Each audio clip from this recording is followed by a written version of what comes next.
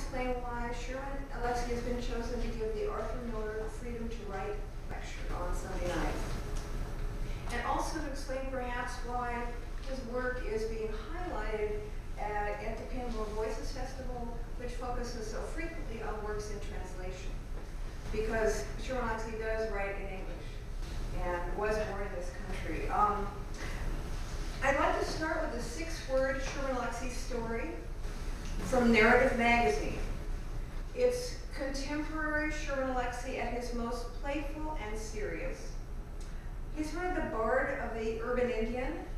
He would be the first to say, of course, that he speaks only for one perspective, but here is his 6-word story.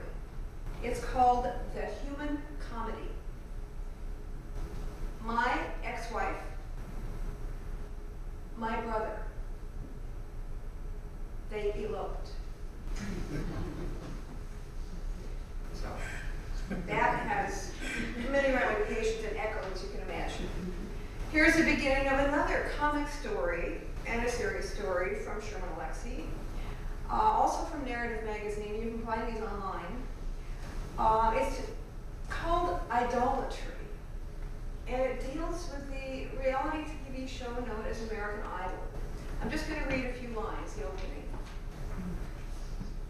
Marie waited for hours. That was okay.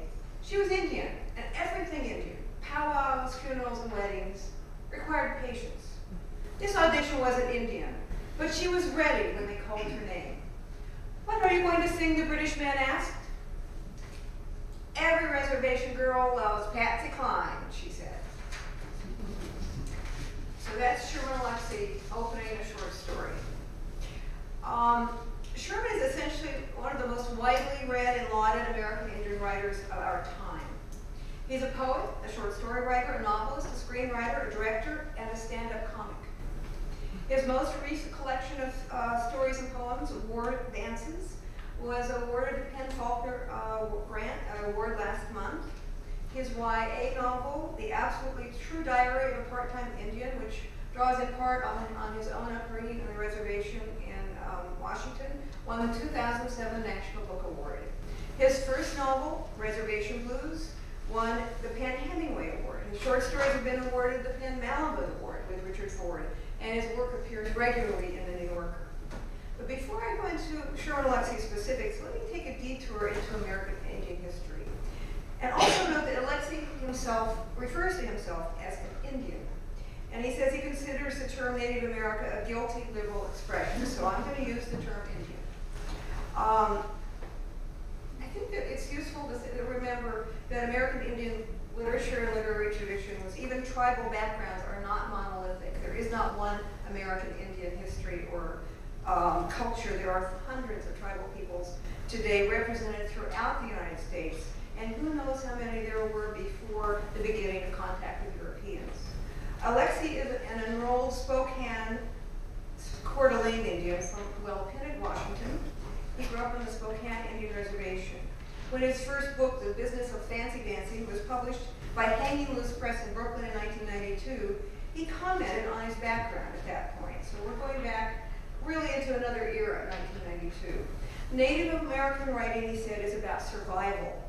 We recently went over 1 million in population, estimated as 70 to 90% of the population when whites first arrived in America. With that kind of genocidal philosophy prevalent, he said, it is our strongest tradition, my longest dance, to remain alive, to survive. So that's the beginning of Sherman Alexie's literary career. That's how he felt his experience in the United States. Let me go back quickly. Imagine a map of North America, the tribal landscape at the first contact point. On the East Coast here, we would have out on Long Island the Shinnecock, who are Algonquin speakers related to the Mohicans of Connecticut, and the Pequots also of Connecticut. When the Mohicans were decimated, by the way, the remnants of that tribe fled inland to Wisconsin, where they were found refuge with the Menominee. So they consider each other related. There's this sort of back and forth. In the Northeast, the Six Nations, known by in the French term the Iroquois, were very solidly entrenched. 800 years, the first representative, oldest living representative of participatory democracy in the United States, in the world. The Mohawks, the Oneidas,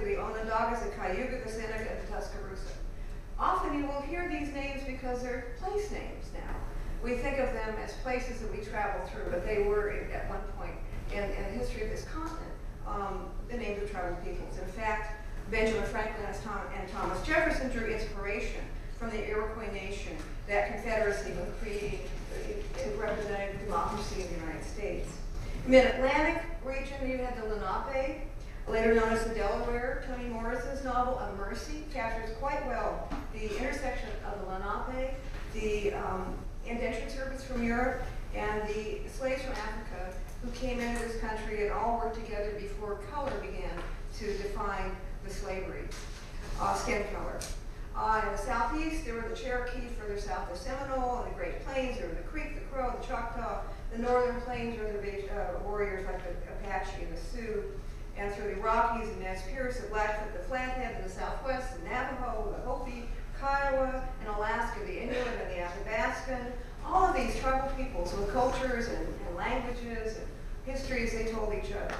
On the west coast, in what we now think of as California, Mexican colony until 1848, there were the Pomo, the Coast Miwok. They lived a nomadic life for centuries. They feasted on oysters and fish in the summer and harvested berries and acorns in the winter, transporting their food and belongings in very intricately woven baskets you can find in some museums today. Inland up the west coast were the Spokane, the tribal people that were the background for Sherman Alexie. They lived on 3 million acres of land near the Spokane River and the Columbia River. They were also nomadic, went back and forth.